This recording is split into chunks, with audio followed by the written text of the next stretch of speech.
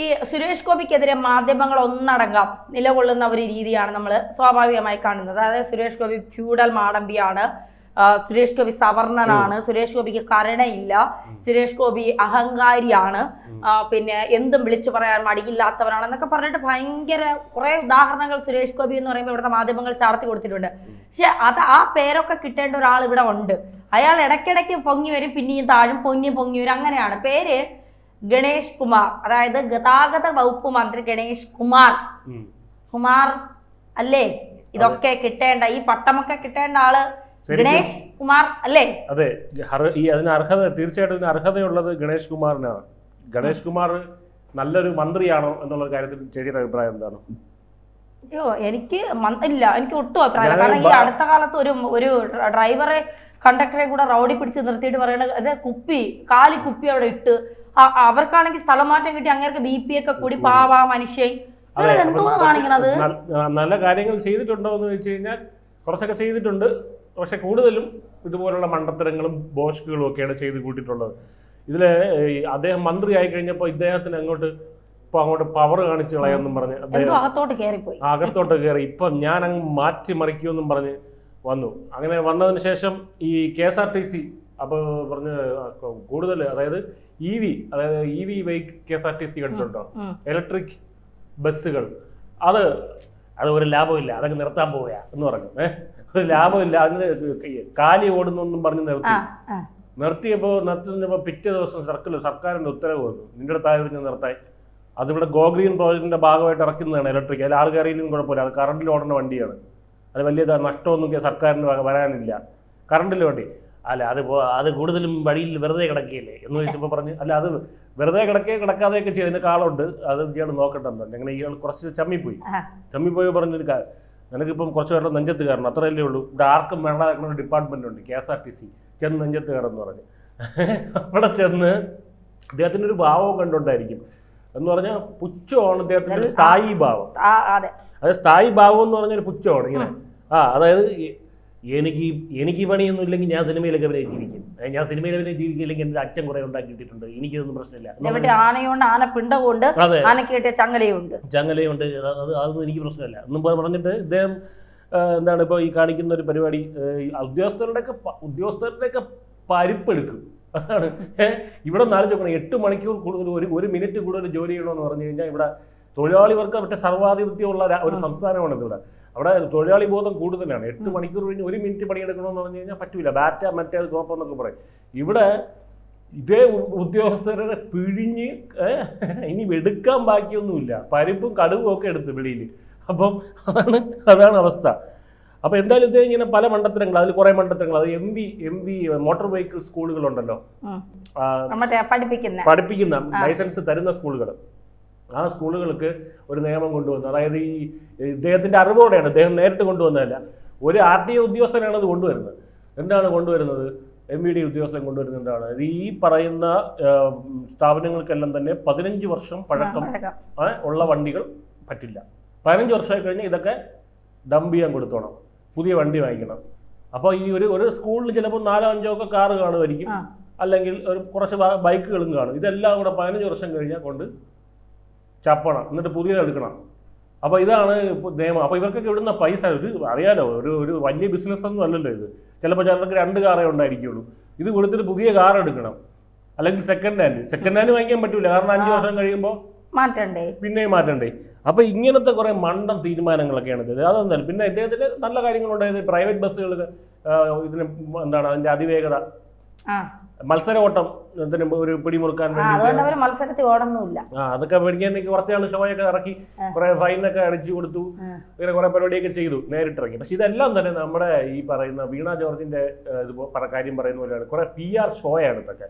ഇത് എവിടെ പോയാലും കുറെ മാധ്യമപ്രവർത്തകർ, ഓൺലൈൻ മാധ്യമപ്രവർത്തകർ, കുറെ വേലം കൂലി ഇല്ലാത്തവന്മാർ കാണാൻ പറ്റും, മയക്കും പിടിച്ച് ഇത് എവിടെ ചെന്നാലും. അതായത് ഈ പറയുന്ന ചേച്ചി പറഞ്ഞ സംഭവം ഉണ്ടല്ലോ, മറ്റേ കുപ്പി, ആ സംഭവത്തിൽ ഇദ്ദേഹത്തിന്റെ കൂടെ കുറെ മാറി. ഇത് എവിടെ നിന്ന് വരണമെന്ന് മീഡിയ എങ്ങനെ പെട്ടെന്ന് മീഡിയ മന്ത്രി അതുവഴി പോകുന്നു, ഇങ്ങനെ ഒരു പ്രശ്നം നേരത്തെ അറിയിക്കുന്നതല്ലേ. അപ്പൊ ഈ ഒന്നാമത് വേറൊരു കാര്യം, KSRTC കുത്തഴിഞ്ഞ് കിടക്കുന്ന ഒരു ഇതായിരുന്നു. അതുകൊണ്ടാണ് ഇദ്ദേഹത്തിന് അങ്ങോട്ട് വിട്ടത്, നെഞ്ചത്ത് കയറാൻ വേണ്ടി. അവിടെ ചെന്നിട്ട് കുറെ പരിഷ്കാരങ്ങളൊക്കെ ഉണ്ടാക്കി. വിജയ്, ഞാൻ എന്റെ കൂട്ടത്തിൽ പറയണം, ഞാൻ സ്ഥിരമായിട്ട് പോകുന്ന ഒരു ബസ്സുണ്ട്. എന്റെ അമ്മ ആ ബസ്സിലെ ഹോണെന്ന് പറഞ്ഞാ ഇങ്ങനത്തെ ഹോണാണേ. സൗണ്ട് ഇല്ല, സൗണ്ട് ഉണ്ട്, ഭയങ്കര സൗണ്ട്. സാധാരണ ബസ്സിലെ ഹോണല്ല, അതൊരുമാതിരി ഇങ്ങനത്തെ ഒരു വല്ലാത്തൊരു വൃത്തികെട്ട ഹോണ്. അത് അടിക്കുമ്പോൾ തന്നെ 2 ചെവിയും പോവും. ഫ്രണ്ടിലൊക്കെ ഇരിക്കുന്ന അമ്മൂമ്മമാര് ഇരുന്നില്ലെങ്കിലും കുഴപ്പമില്ലാന്ന് പറഞ്ഞാൽ അവരഴിച്ചു പോകും. കണ്ടക്ടർ ഡ്രൈവറെ തലയാണെങ്കിൽ ഇങ്ങനെ ഇരിക്കുള്ളൂ എപ്പോഴും. ഇയാൾ നേരെ നോക്കിയല്ലേ ബസ് ഓടിക്കണേ. അതിലൊരു കണ്ടക്ടർ ഉണ്ട്, അയാൾക്കാണെങ്കിൽ അയാളെ അച്ഛൻ ഉണ്ടാക്കിയത് ആ ബസ്, അങ്ങനെയാണ് അയാളെ പെരുമാറ്റം.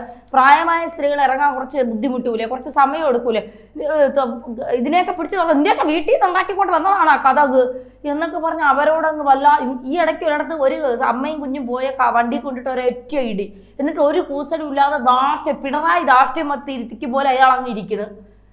അത്ര ഒരു വൃത്തി.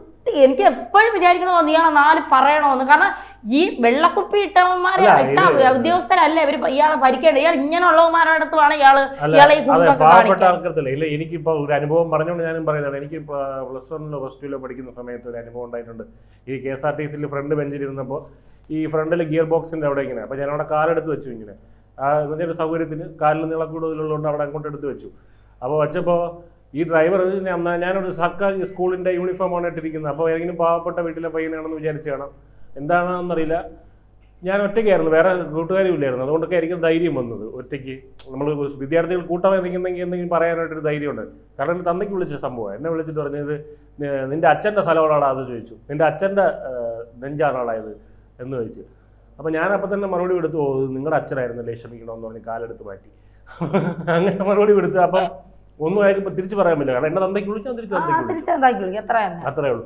അല്ല, ഇത് ചേച്ചി സംഭവം പറഞ്ഞുകൊണ്ട് ഞാൻ പറഞ്ഞു എന്ന് മാത്രം. എന്തായാലും ഇവിടെ ഇദ്ദേഹത്തിൻ്റെ കുറേ മണ്ടൻ തീരുമാനങ്ങൾ, ഡ്രൈവിംഗ് ലൈസൻസ് പരിഷ്കാരങ്ങളൊക്കെ ഉണ്ടല്ലോ. അത് ഓട്ടോമാറ്റിക് ലൈസൻസ്, വണ്ടിയുടെ ഗിയർലെസ്സിൻ്റെ ലൈസൻസ് എടുത്തവർക്കും ഗിയർ ലൈസൻസ് എടുക്കണം. മറ്റേ ദുബായിലെ ഗൾഫിലെ ലൈസൻസ് പരിഷ്കാരങ്ങളിലൂടെ കൊണ്ടുവരുന്നത്. അതെന്തിനാണ് ഇവിടെ കൊണ്ടുവരണമെന്ന് എനിക്ക് എത്ര വണ്ടി പഠിക്കാൻ പലരും വിസമ്മതിക്കുന്നു. ഗതാഗത മന്ത്രി സ്ഥലത്ത് പോട്ടെ, എന്നിട്ട് പതുക്കെ വണ്ടി പഠിക്കുക എന്നാണ് പലരും പറയുന്നത്. അങ്ങനെ പറയുന്നു. കാരണം ഇങ്ങനത്തെ കുറെ മണ്ടൻ പരിഷ്കാരങ്ങൾ ഇത് കേൾക്കുമ്പോൾ ആളുകൾ ചോദിക്കും, ഈ ആക്സിഡന്റ് ഇതൊന്നും ഗൾഫിലൊന്നും ആക്സിഡന്റ് ഉണ്ടാവാത്ത പോലെയാണ്. അവിടെ ആക്സിഡന്റ് ഉണ്ട്, ഇവിടെ അവിടെ ഇതിന്റെ അപ്പുറം ആക്സിഡന്റ് ഉണ്ടാവുന്നുണ്ട്. അവിടെ അല്ല, ഇവിടെ ആക്സിഡന്റ് ഉണ്ടാവാതിരിക്കാൻ നിയമം ലംഘിക്കാൻ വലിയ കുറെ ക്യാമറകളൊക്കെ വെച്ചിരിക്കുന്നു. ക്യാമറ അതൊന്നും പിന്നെ പറയിപ്പിക്കില്ല. അതൊക്കെ ഈ വകുപ്പ് മാറിപ്പോകും.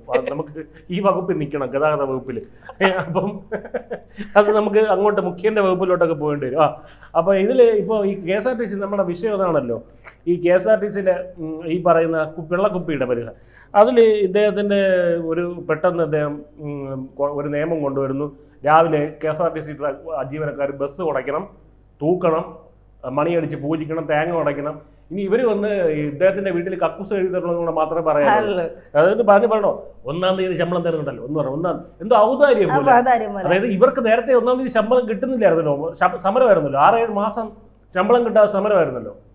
അപ്പോൾ അതുകൊണ്ട് ഇപ്പം അതൊരു ഔദാര്യം പോലെ പറയണം. 1-ാം തീയതി ശമ്പളം തരുന്നുണ്ടല്ലോ, പിന്നെന്താ പ്രശ്നം എന്ന് ചോദിക്കും. അപ്പോൾ ഈ 1-ാം തീയതി ശമ്പളം തരൂല എന്ന് പറയുന്ന ആളും തരാൻ മനസ്സിലുള്ള എന്ന് പറഞ്ഞ മന്ത്രിയും ഇപ്പോൾ ഈ തരുന്ന മന്ത്രിയും തമ്മിൽ എന്തെങ്കിലും വ്യത്യാസമുണ്ടോ?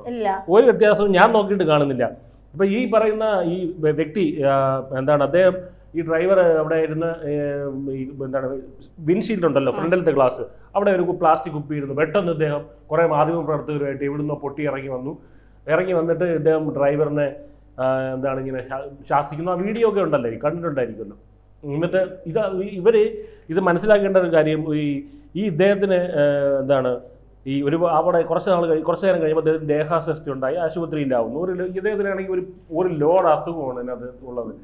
മറ്റേ പ്രമേഹം, മറ്റേ കൊളസ്ട്രോൾ എല്ലാം ഉണ്ട്. അപ്പോൾ ഇതിനൊക്കെ മരുന്ന് കഴിച്ചുകൊണ്ടിരിക്കുന്നത്. അപ്പോൾ ഈ ചൂടത്ത് ഡ്രൈവർമാർ കുപ്പി വെച്ചതാണ് അദ്ദേഹം കണ്ടുപിടിച്ച വലിയ കുറ്റം. അതിൽ ഈ പ്ലാസ്റ്റിക് കുപ്പിയായിരുന്നു. പ്ലാസ്റ്റിക് കുപ്പി ഇവിടെ കളയണം. KSRTC ഡിപ്പോയിൽ അങ്ങനെ സൗകര്യം ഇല്ല. ഇവരൊന്ന് ചുമന്നുകൊണ്ട് വീട്ടിൽ കൊണ്ടുപോകണം, റോഡിൽ കളയാൻ പറ്റില്ല. അപ്പോൾ ഇദ്ദേഹത്തിൻ്റെ അങ്ങനെ ഒരു രീതിയിലാണ് വന്ന് ഇവിടെ കിടന്ന് ബഹളം ഉണ്ടാക്കിയത്. അപ്പോൾ എന്തായാലും പൊൻകുന്നം ഡിപ്പോയിലെ ജെയ്സൺ ജോസഫ് എന്ന് പറയുന്ന ആൾ, കാഞ്ഞിരപ്പള്ളി പുതുക്കുഴിയിലാണ് ഈ സംഭവം ഉണ്ടാകുന്നത്. അവിടുത്തെ റൂട്ട് ഓടിക്കൊണ്ടിരുന്നപ്പോൾ പെട്ടെന്ന് ദേഹാസ്വസ്ഥ ഉണ്ടാകുന്ന കാഴ്ചയാണ് കണ്ടത്. അതിനുശേഷം സംഭവം എന്താണ്, സ്ഥലം മാറ്റം, ഫോണിലൂടെ സ്ഥലം മാറ്റുന്നു എന്ന് പറഞ്ഞപ്പോൾ പ്രമേഹം, രക്തസമ്മർദ്ദം, ഇങ്ങനെയുള്ള പല രോഗങ്ങളുണ്ട് ഉള്ള ഒരാളാണ്. ഈ കുടിവെള്ളം അതിനുവേണ്ടി അദ്ദേഹത്തിന് ഇപ്പോഴും കുടിവെള്ളം ആവശ്യം വരും. അതുകൊണ്ട് ഇത് എളുപ്പത്തിന് എടുക്കാൻ പാകത്തിന് ഫ്രണ്ടിലെ വിൻഷീൽഡിൽ വെച്ചു എന്നുള്ളതാണ് അദ്ദേഹം ചെയ്ത തെറ്റ്. ആ കുപ്പി വണ്ടി ഓടിക്കുന്ന സമയത്ത് അവിടെ ഉണ്ടായത്. അപ്പോൾ അതിന് ഉടനെ ഇറങ്ങി, അതായത് ഇത് ഷോയാണ്, ഞാനിവിടെ ചെയ്തങ്ങ് മറിക്കുകയാണെന്ന് കാണിക്കാൻ വേണ്ടി ഉള്ളൊരു ഷോയാണ്. ഒന്ന് ആലോചിച്ച് നോക്കുന്നു, ഇതെങ്ങാനും സുരേഷ് ഗോപി എങ്ങാനും ആയിരുന്നെങ്കിലും ഒന്ന് ആലോചിച്ച് നോക്കും എന്തൊക്കെ. അതായത് ഈ ചേട്ടൻ കുഴഞ്ഞു വീണതിന് ശേഷം സംഭവിക്കാൻ പോകുന്നത് ഗണേഷ് കുമാർ വരും ആദ്യം, പിന്നെ മുഖ്യൻ, പിന്നെ SFIയുടെ പ്രതിഷേധം, DYFI, പിന്നെ ഈ പറയുന്ന മാധ്യമ അല്ല, പിന്നെ അടുത്ത ബഡ്ജറ്റ് പ്രഖ്യാപിക്കുമ്പോൾ ലോക സമാധാനത്തിന് പ്രഖ്യാപിക്കുന്നതിന് 12 ലക്ഷം എടുത്ത് ഈ ചേട്ടന് കൊടുക്കും. പിന്നെ സ്മൃതി പരുത്തിക്കാടിന്റെ രാത്രിയിൽ ചർച്ച, സുരേഷ് ഗോപി ഫ്യൂഡൽ മാഡം ഇത്തരം KSRTCയിലോ എന്നൊക്കെ പറഞ്ഞ് കുറെ മറ്റേ വാക്ക് പയറ്റുകളൊക്കെ കാണാൻ പറ്റും. പക്ഷെ അതൊന്നും ഇവിടെ നടക്കൂല. കാരണം ഇവിടെ ഭരിക്കുന്ന ആരാണ്? ഈ ഗണേഷ് കുമാറിന്റെ പാർട്ടിയാണ്. അപ്പൊ ഗണേഷ് കുമാർ അടുപ്പിൽ അമ്മാവനും ആകാന്ന് പറയുന്ന പോലെ ഇദ്ദേഹത്തിന് എന്തും കാണിക്കാം, എന്ത് തോന്നിവാസവും കാണിക്കാം. അതിലൊന്നും ചോദിക്കാനും പറയാനും ആരുമില്ല. ഈ പറയുന്ന നട്ടലില്ലാത്ത മാധ്യമ പ്രവർത്തകരെ ഇവിടെ ഇരുന്ന് സുരേഷ് ഗോപി മുണ്ട് മടക്കുമ്പോൾ മുണ്ട് ആരുടെയെങ്കിലും ദേഹത്ത് കൊണ്ടോ, സുരേഷ് ഗോപി ഇങ്ങനെ തുമ്മുമ്പോൾ ആരുടെയെങ്കിലും ദേഹത്ത് തുപ്പൽ വീണോ, അല്ലെങ്കിൽ സുരേഷ് ഗോപി കൈ കഴുകിയോ, അതുവരെ നോക്കാറുണ്ട്. സുരേഷ് ഗോപിക്ക് സദ്യ വയ്ക്കുമ്പോൾ അദ്ദേഹം ആരെങ്കിലും പപ്പടം കൊടുത്തു കഴിഞ്ഞാൽ പപ്പടം പൊടിച്ചിട്ടാണോ അത് കഴിക്കുന്നത്, അത് മൊത്തത്തിൽ കഴിക്കും, ഇതെല്ലാം നോക്കും. ഇങ്ങനെയുള്ള കാര്യങ്ങളൊക്കെ നോക്കി. ഇപ്പോൾ ഈ നട്ടലില്ലാത്ത ഇവിടെയുള്ള ഇതുപോലത്തെ മാധ്യമ പ്രവർത്തകരോട് പറയാനുള്ളത്, നിങ്ങൾക്ക് നട്ടലുണ്ടെങ്കിൽ ഇതുപോലുള്ള ശരിക്കുള്ള മാടമ്പികളെയാണ് നിങ്ങൾ പിടിക്കേണ്ടത്.